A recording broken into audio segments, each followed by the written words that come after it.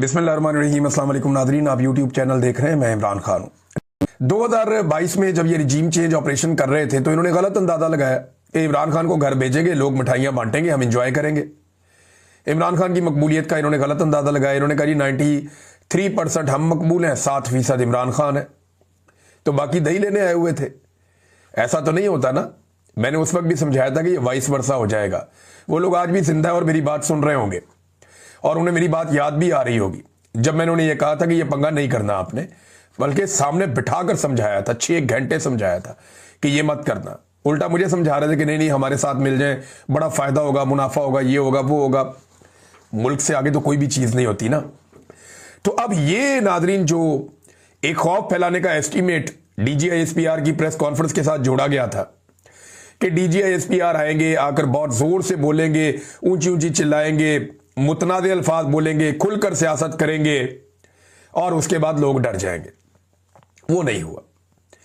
आज मंगल का दिन था, इमरान खान साहब की बहनों ने इमरान खान साहब से मिलना था और यह तासुर बनाया जा रहा था कि जो आएगा मारेंगे, खाल उतार देंगे, चमड़ी उधेड़ देंगे, जबान खींच लेंगे, रगड़ के रख देंगे। ये फैसल वाडे और ये तलाल चौधरी टाइप के लोग जो है ना, ये धड़ाधड़ इस तरह के स्टेटमेंट दे रहे थे। उल्टा फैसल वाडा साहब ने अपना नाम ही बदलवा दिया। वो PTI वाले उन्हें टॉमी कह के बुलाते हैं। अब कितनी जाती है, लेकिन फैसल वाडा को आप PTI वाले टॉमी कह के बुलाते हैं। फैसल वाडा ने यह खेल शुरू किया था, उन्होंने उठा के उन्हीं पे डाल दिया। बल्कि फैसल वाडा के हवाले से नए नारे भी बन गए हैं, आगे चल के बताता हूं मैं आपको।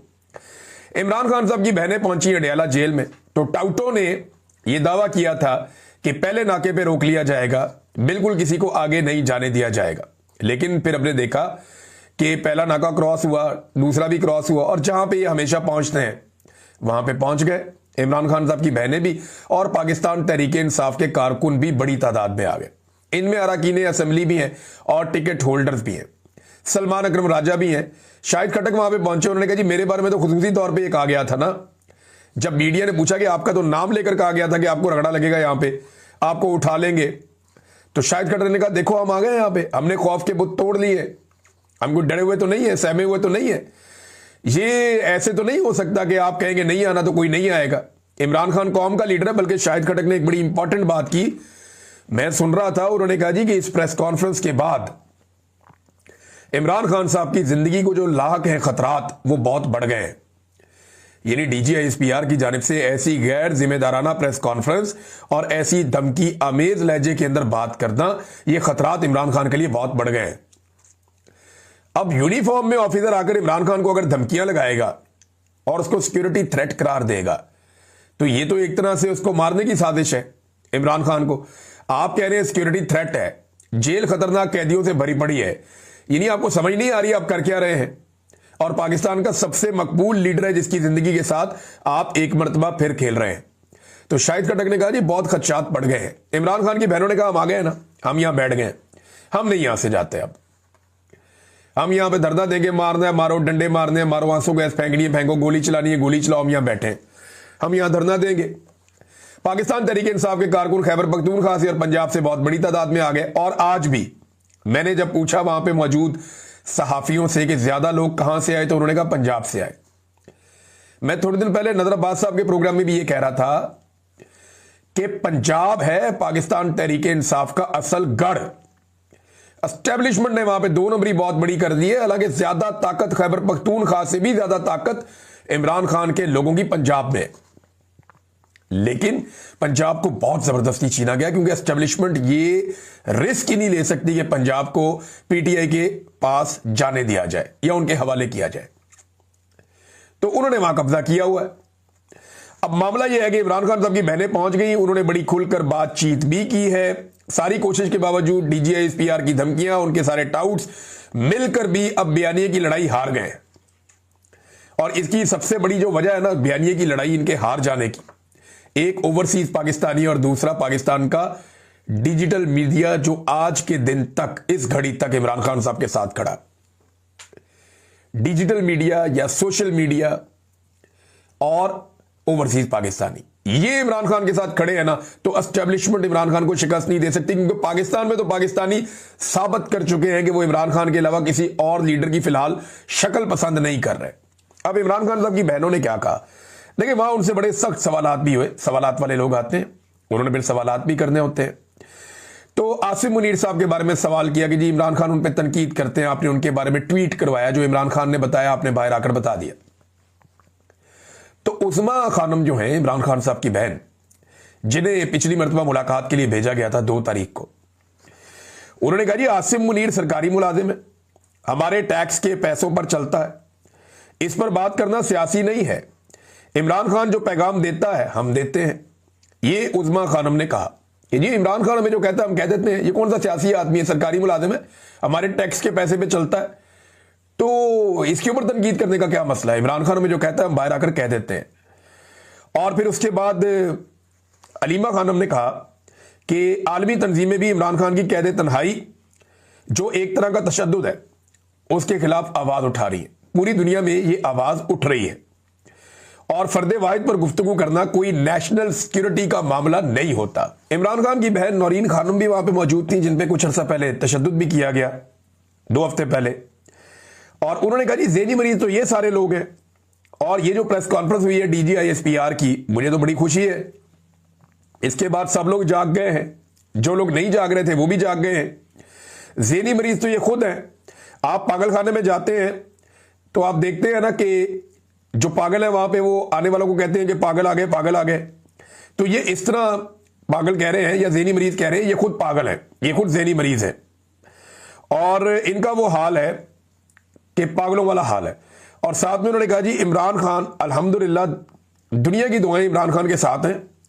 अभी एक खातून का मुझे फोन आया था, वो बता रही थी कि हम सजदे में खाना काबा में इमरान खान के लिए दुआएं मांग रहे हैं और यहां हम इमरान खान के लिए दुआएं करते हैं। मैं 2023 में नादरीन उम्रे पे गया था, इस मरतबा मैं हज पर गया, 2025 में मैं हज पर गया और 2023 में मैंने उम्रा किया था रमजान मुबारक में। मैंने वापस आकर इमरान खान को बताया था कि मैंने इतनी दुआएं खाना काबा में और मस्जिद नबवी में किसी शख्स के लिए, किसी जिंदा इंसान के लिए होती हुई नहीं देखी जितनी दुआएं मैंने लोगों को आपके लिए मांगते हुए देखा है। ये 2023 के शुरू की बात है, मैंने इमरान खान को बताया था। और अभी जब मैं हज पे गया हूं तो इतनी लोग झोलियां उठाकर किसी के लिए दुआएं नहीं कर रहे थे जितनी इमरान खान के लिए कर रहे थे। और हत्ता कि मैंने देखा कि जो मौजूदा निज़ाम के इस वक्त पाकिस्तान में काबिज हैं, जो लोग सियासी हुक्मरान हैं और ये जो अस्करी क़यादत है, इनको लोग झोलियां उठाकर बदुआएं दे रहे थे कि इन्होंने पाकिस्तान का बेड़ा गर्क करके रख दिया। तो इमरान खान साहब की बहनें जो है वो डट गई है, वहां पे वो बैठ गई है, उन्होंने धरना दे दिया है। तो अब वो बैठ गए अडियाला के बाहर धरना देकर, एक बार फिर पूरी दुनिया के अंदर आपकी जगहसाई हो रही है। ये मैं पाकिस्तान के हुक्मरानों को कह रहा हूं, एस्टेब्लिशमेंट को कह रहा हूं। दुनिया जान रही है कि पाकिस्तान में एक मिलिट्री रिजीम है और फौजी क़यादत ने पूरे निज़ाम के ऊपर कब्जा किया हुआ है और हर इदारे को यरगमाल बनाया हुआ है। आपकी जमहूरियत का पोल पूरी दुनिया में खुल रहा है। टक्के की जमहूरियत नहीं है पाकिस्तान में, आमरीयत है। और अब पूरी दुनिया का मीडिया इस बात को तस्लीम कर रहा है, पूरी दुनिया के इदारे इस बात को तस्लीम कर रहे हैं। करप्शन के आपके रिकॉर्ड पे रिकॉर्ड टूट रहे हैं। एमनेस्टी इंटरनेशनल हो जाए या अक़वाम मुत्तहिदा हो जाए या यूरोपीय यूनियन हो जाए, वो आपकी इंसानी हकूक की पामालियों के ऊपर बार बार आवाज उठाते हैं, बार बार आपको बताते हैं कि अपना किबला आप दुरुस्त करें और पॉलिटिकल पार्टियों को कुचलने का सिलसिला बंद करें। तो नाज़रीन, अब ये अगर बैठ गया अडियाला के बाहर, इससे इंपैक्ट क्या आएगा? आलमी सतह पर एक दफा फिर बदनामी होगी और इस हुकूमत को होश ही नहीं है। ये जिद पकड़ी हुई जी मैं नहीं मिलने देंगे इमरान खान को, भी ना मिलने दे। ये आवाज तो पूरी दुनिया में जा रही है ना, सबको पता चल रहा है कि इमरान खान के साथ जुल्म हो रहा है और हर जालिम को जुल्म का जवाब तो एक दिन देना पड़ेगा। ये तो होगा, ऐसा नहीं हो सकता कि ऐसे ही जान छूट जाए। ये इमरान खान ने बाहर भी आना है, हालात ने बदलना भी है, और जो सवालात आज अवाम के दिमाग में हैं, लोग आज नहीं तो कल वो इनका जवाब लेंगे। तो अब इंटरनेशनली एक बड़ी तकलीफ दे सूरत हाल पैदा हो जाती है। लेकिन यहां पे एक चीज और है जो मैं आपके साथ नाज़रीन शेयर करना चाहता हूं। अभी थोड़ी देर पहले एक खदशे का इजहार भी किया समी इब्राहिम साहब ने कि अंधेरा होते ही यहां पे जो है वो क्रैकडाउन की तैयारी की जा रही है और उसके लिए तैयारी हो रही है कि क्योंकि सर्दी भी है और पुलिस की भारी नफरी आई है दोनों तरफ से, और इसमें कुछ लेडी पुलिस एहलकार भी हैं, उनकी भी तादाद बढ़ाई गई है, दूसरी पुलिस भी है। इन्होंने वहां जो पार्किंग में गाड़ियां खड़ी हैं उनकी तलाशियां भी ली है और जो सिक्योरिटी वाले साथ थे उनसे कुछ से वेपन भी ले लिए हैं। ये पंजाब पुलिस वहां पे कार्रवाई कर रही है अडियाला के बाहर, और अभी वहां पे पुलिस की काफी नफरी मौजूद है। मैंने जो सहाफ़ी हैं उनसे बात की, कुछ का ये कहना है कि इम्कान है कि किसी किस्म का क्रैकडाउन हो सकता है, और कुछ का ये कहना है कि नहीं, हमें नहीं लगता कि क्रैकडाउन होगा। अब अलग अलग राय है। समी इब्राहिम साहब ये कहते हैं कि उनके सोर्स ये बता रहे हैं कि शायद यहां पे एक क्रैकडाउन हो जाए। अडयाला के बाहर हमने नए नारे भी सुने नाज़रीन। ये DGISPR की जो एक प्रेस ब्रीफिंग थी, उसने ना सिर्फ पाकिस्तान तहरीक इंसाफ में एक नई रूह फूंक दी है, बल्कि पाकिस्तानियों को इकट्ठा कर दिया है, बल्कि अवाम ने नए नारे भी बना लिए। एक तो नारा मैं ये सुन रहा था, पूछता है कौन हो तुम, लीडर है वो चौकीदार हो तुम। ये नारा जनाब बहुत लोग लगा रहे थे, पूछता है कौन हो तुम, लीडर है वो चौकीदार हो तुम। एक और नारा जो है वो फैसलवाडा के बारे में, डीजी ने एक कुत्ता पाला, फैसलवाडा फैसलवाडा। डीजी साहब का देखें, मैं अपनी खबर आपको दे देता हूं कि डीजी साहब का फैसलवाडा साहब से कोई ऐसा ताल्लुक नहीं है।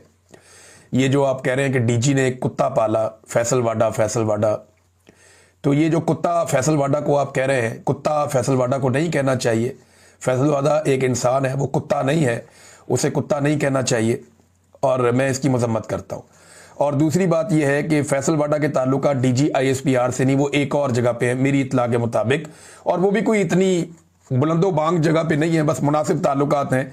और मैंने उसके बारे में कुछ वाकयात सुन रखे हैं, फिर कभी आपके साथ शेयर करेंगे।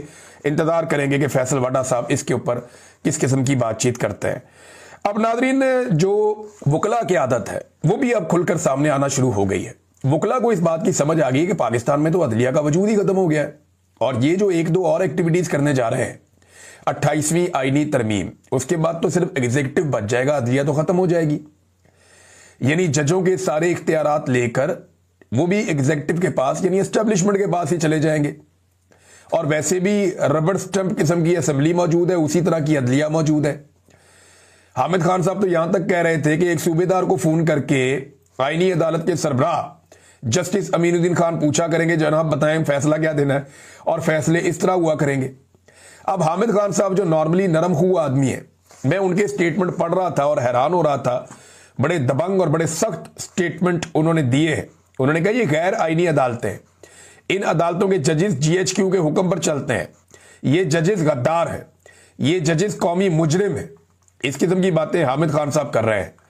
और फिर इमरान खान साहब के बारे में जो DGISPR ने एक प्रेस कॉन्फ्रेंस की, उसके ऊपर हामिद खान साहब ने बड़ा सख्त रद्द-ए-अमल दिया। उन्होंने कहा जी कि एक आदमी कौमी हीरो है, और कौमी हीरो को एक आदमी गद्दार कह रहा है। क्या तेरे मुंह से यह बात सचती है? तुम बैठकर सियासत कर रहे हो? ये प्रेस ब्रीफिंग पाकिस्तान की तारीख की बदतरीन ब्रीफिंग थी। ये हामिद खान ने DGISPR को बड़ा सख्त जवाब दिया। बल्कि ये जवाब अगर आप सुनना चाहें तो मैं आपको सुना भी देता हूं। एक सेकंड जरा मैं आपको ये जवाब सुनाता हूं हामिद खान साहब का, किस तरीके से उन्होंने ये बात की, ये सुने। यानी एक आदमी बैठ के एक कौमी हीरो को गद्दार कह रहा, यानी तेरे मुंह से ये बात सच्ची है? तू मैं सियासत कर रहा है, तू उनको बुरा भला कह रहा। कल जो था ये पाकिस्तान की तारीख की बदतरीन ब्रीफिंग थी प्रेस की, जो कि एक किसी मजलिस जनरल किसी ने की है। चूंकि परसों उनका नोटिफिकेशन हो गया, अब वो अपने आप अपनी असलियत में बाहर आ गए, तो कोई घबराने की जरूरत नहीं।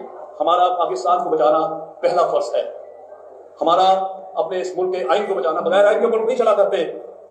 तो वो ये कह रहे हैं जी कि ये क्योंकि इनका नोटिफिकेशन हो गया तो उसके बाद ये अपनी असलियत पे बाहर आ गए, ये उन्होंने कहा।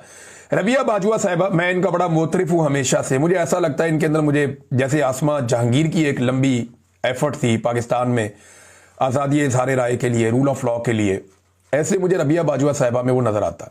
और मैं जब देखता हूं बड़ा खुलकर वो बात करती हैं, बड़ा खुलकर वो सपोर्ट करती हैं। जिस दौर में कोई भी नहीं बोल पा रहा था, उस दौर में भी इनको खामोश नहीं करवाया जा सका। बड़ी मुतहर्रिक वकील भी हैं, वकील रहनुमा है। तो उन्होंने ये कहा कि अब पाकिस्तान के अवाम और इदारे आमने सामने खड़े हैं। DGISPR ने जब कहा कि जेल में कैद एक शख्स, तो मुझे बहुत तकलीफ हुई। आपकी वो रविश जो हुसैन शहीद सोहरवर्दी से चली आ रही है, जिसने फातिमा जिन्ना को गद्दार कहा, भुट्टो को गद्दार कहा, वली खान को गद्दार कहा, जो जबान आपने इमरान खान के बारे में इस्तेमाल की है, मैं इसकी मजम्मत करती हूं। और हमें यह कबूल नहीं है कि एक शख्स जिसका ताल्लुक किसी इदारे से हो, अवाम और इसके नुमाइंदों की तज़हीक करे। रबिया बाजुआ। नाज़रीन, पाकिस्तान में यह बात तो बिल्कुल ठीक है कि सेलेक्टिव जस्टिस ही चलता है। वैसे पाकिस्तान में इंसाफ नहीं है। इसकी मैं एक मिसाल आपको देता हूं। ये 2 सेब चोरी हो गए, कोई एक हैंड वॉश चोरी हो गया, तो मुकदमा करके पुलिस जनाब तफ्तीशें कर रही है। उधर 2 बेटियां कत्ल हो गई, जज के बेटे ने गाड़ी के नीचे दे के मार दी। 2 दिन के अंदर पूरे निजाम ने मिलकर सुलह करवा दी।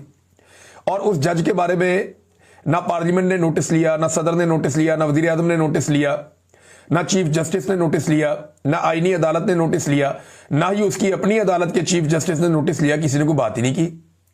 हालांकि ये वाकेरियस लाइबिलिटी का केस है। बेटे को गाड़ी दी कैसे उसने?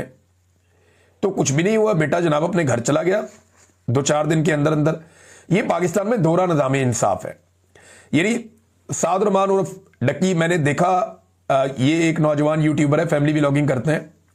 मैंने देखा इनके साथ बड़ी सख्त ज्यादती की NCCIA ने, बड़ा जुल्म किया इनके साथ, मुझे बहुत तकलीफ हुई। और ऐसे लोगों पे आप 3 लफ्ज ही भेज सकते हैं और क्या कर सकते हैं।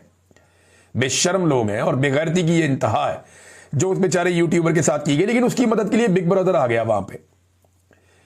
तो मेरा सवाल ये है कि ये जो 2 बेटियां कत्ल हुई स्कूटी के ऊपर, इनके लिए कोई बिग ब्रदर नहीं आ सकता था? गरीब आदमी को जब जब पाकिस्तान में मार पड़ती है उसके लिए कोई बिग ब्रदर नहीं आता।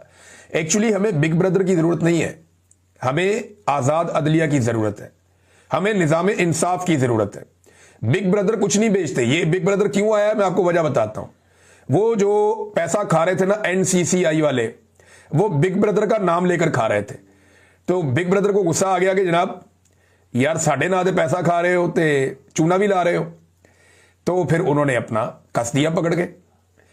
अगर बिग ब्रदर को या इन सारों को या एजेंसियों को करप्शन के ऊपर कोई एतराज होता तो इतने करप्ट लोगों को लाकर उनके केसेस माफ करके NRO 2 करके उन सारों को इकट्ठा करके पूरा इलेक्शन चोरी करके उनको लाकर इक्तदार में बिठाते।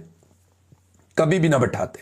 ये 5300 अरब की जो चोरी हुई है इसका जवाब कौन देगा? है बिग ब्रदर के पास जवाब?